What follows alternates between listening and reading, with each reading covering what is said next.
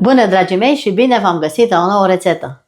Astăzi am pentru dumneavoastră o nouă surpriză și anume pogăcele din jumări de porc. Foarte bune, crocante. Rețeta o am de la o prietenă unguroaică. Vom începe prin a face o maia din drojdie, jumătate lapte, jumătate iaurt grecesc și puțin zahăr. Lista ingredientelor o găsiți în descrierea filmului. Și acum punem 25 de grame de drojdie proaspătă am eu. Dacă nu, puneți 7 grame uscată. Punem într-un bol. O zdrobim puțin. Punem și o linguriță de zahăr pentru a se activa mai repede. Amestec. Și aici am laptele călduț cu iaurtul și adaug peste drojdie. Îl pun pe tot. 250 de ml de lichid avem nevoie. La jumătate de kilogram de făină. Amestec și punem deoparte pentru a se activa. Lăsăm aici să se activeze. Acum amestecăm într-un bol mare 500 de grame de făină.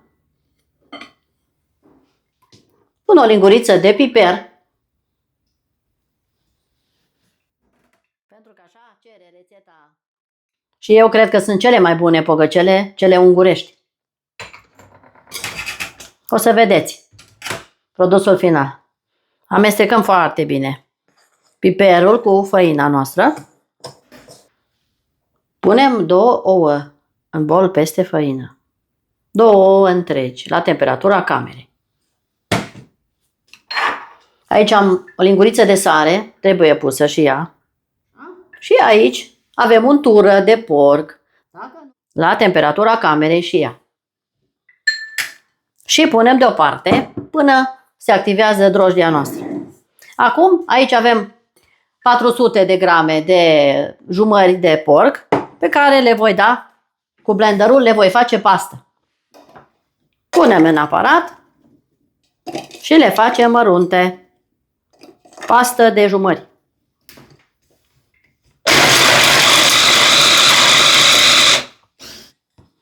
Așa arată pasta noastră. Foarte finuță trebuie să fie.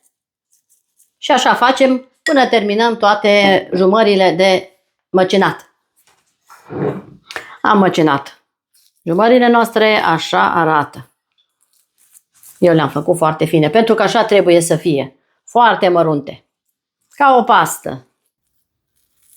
Ca o pastă groasă. Perfect. Le punem deoparte. Acum, uitați ce frumos a crescut drojdia noastră, ce frumos s-a activat. Vom pune această maia peste făină și vom frământa. Vedeți ce frumos a crescut? Laptele și iaurtul trebuie să fie călduțe. Acum voi frământa cu mâna.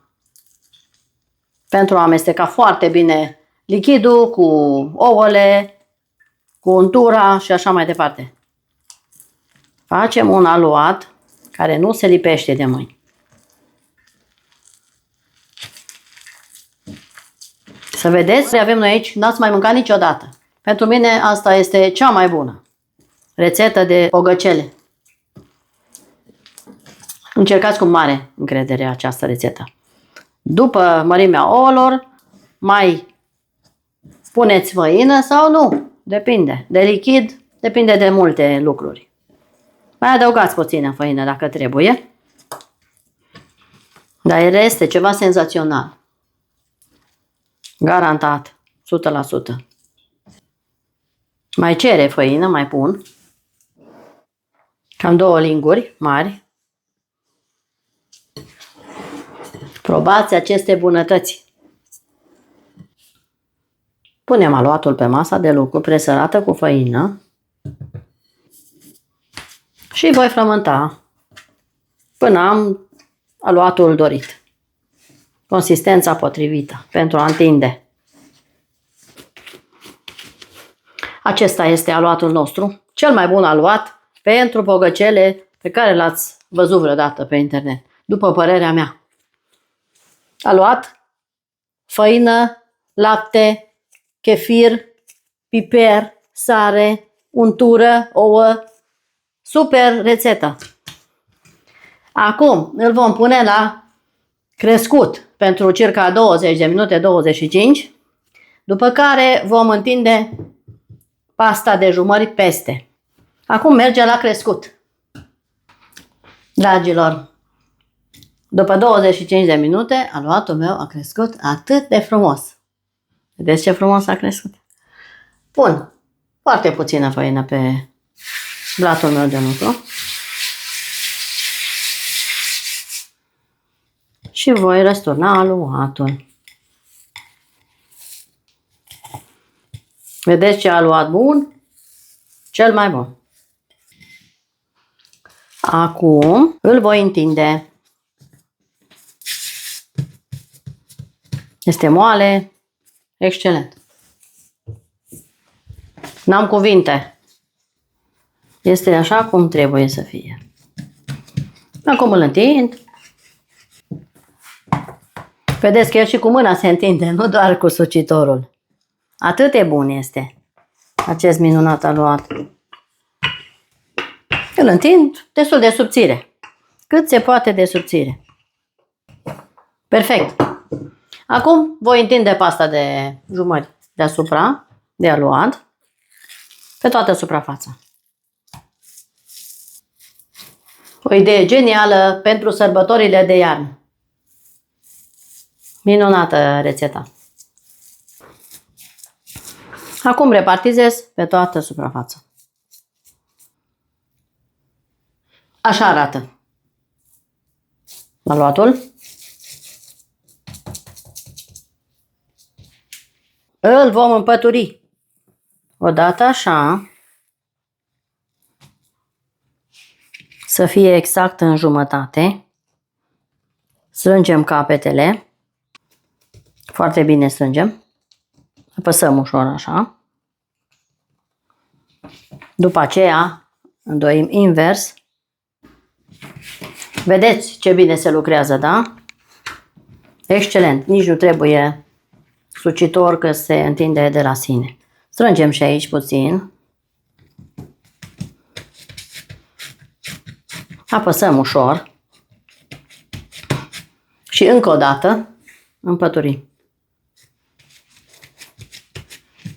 Iar acest aluat îl vom pune din nou la crescut, la fel, pentru 20-25 de minute, într-un loc călduț, la temperatura camerei. Ne vedem curând. Dragii mei, a crescut aluatul foarte frumos. Minunat. A dublat volumul. Acum tot așa punem pe masă. Puțină făină, un praf. Punem aluatul și îl vom întinde. Din nou, același procedeu. Îl întindem cu pasta de jumări în interior.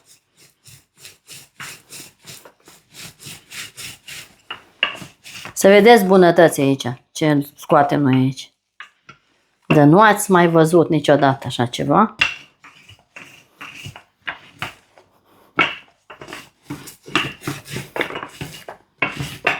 Minunat arată. Există foarte multe rețete de pogăcele, dar asta cred, după părerea mea, este cea mai bună. Cea mai bună. Puneți jumări uscate cu carne printre, să fie de bună calitate. Și iasă ceva nemaipomenit. Un aperitiv excepțional pentru sărbători.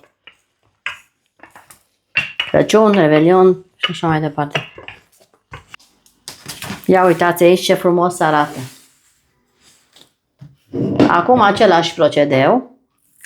Îndoim în partea aceasta. Acum îndoim în sens invers. Acum îl fac pachetel și îl voi pune din nou pentru 20-25 de minute la crescut. Într-un loc călduț.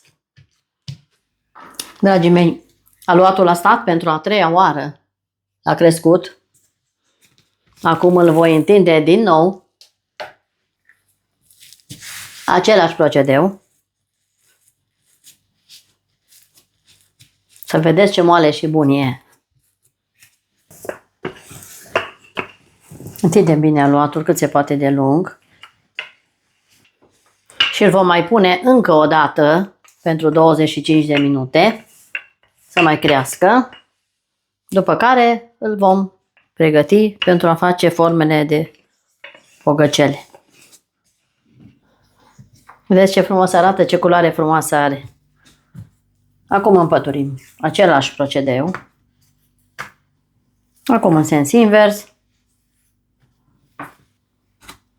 Am pus și puțină făină peste. Foarte puțină. Și acum încă o dată așa.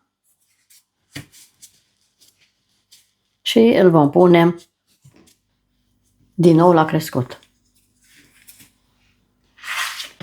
Acoperim și la crescut pentru 25 de minute. Dragii mei, aluatul a crescut din nou. Și cu făină pe masa de lucru întindem. Punem aluatul. Apăs puțin. Presar puțină făină pentru a nu se lipi deasupra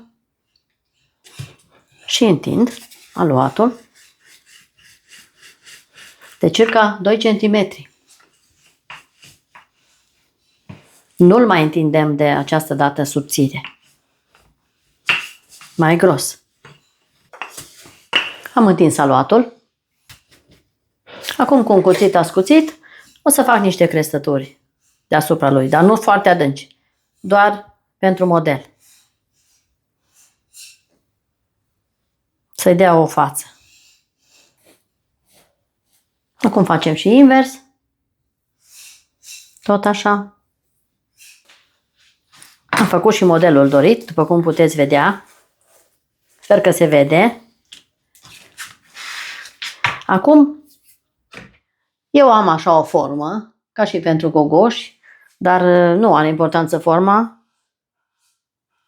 Și tai bucăți din aluat. Am pregătit și o tavă cu hârtie de copt. Și așa arată, senzațional. Și pun pe tavă.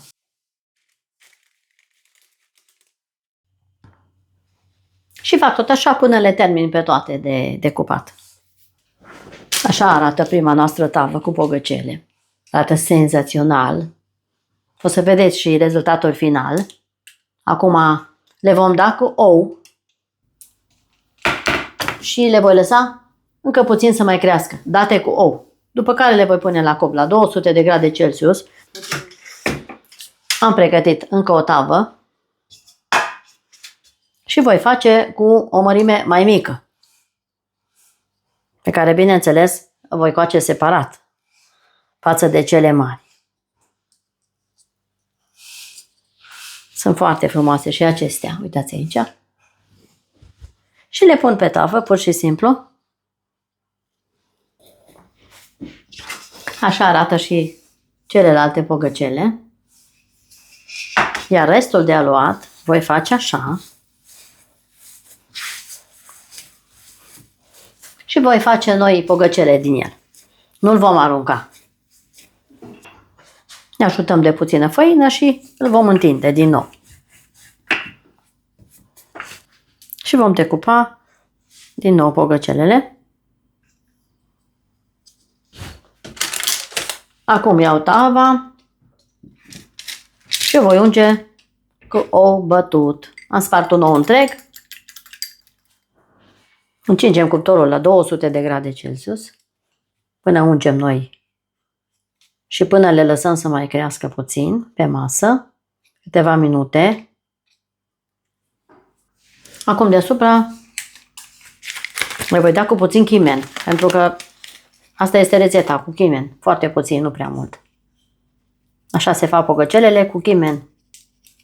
A meu este măcinat, de aceea pun foarte puțin. Nu vă place chimenul, puneți sare sau așa. Dar așa este rețeta originală, chimen. Așa arată tava noastră dată cu ou și cu chimen. Și o să o fac și pe cealaltă la fel. Am mutat formele într-o tavă mai mare pentru a avea loc mai mult. Că oricum mai avem de făcut aici. Le ung și pe ele, tot așa la fel ca pe celelalte. Acum pun chimen în praf. Și așa arată cea de-a doua tavă, mai mici. Acum le las să stea așa pentru 5-10 minute, după care încingem cuptorul la 200 de grade Celsius și le vom pune la copt până când sunt coapte, până cresc și până când sunt rumene deasupra. Ne vedem în curând! Dragii mei, am scos din cuptor pogăcelele noastre, le-am lăsat să se răcească foarte bine și așa arată. Vedeți câte straturi au? Foarte bine arată. Am făcut și pe cele mici, la fel de babane, cu foarte multe straturi. Și din restul de aluat ce mi-a rămas, am făcut și așa. Cu mac, găurite. Nu contează, n-am vrut să arunc aluatul. Ce mi-a rămas în plus, am făcut cu mac.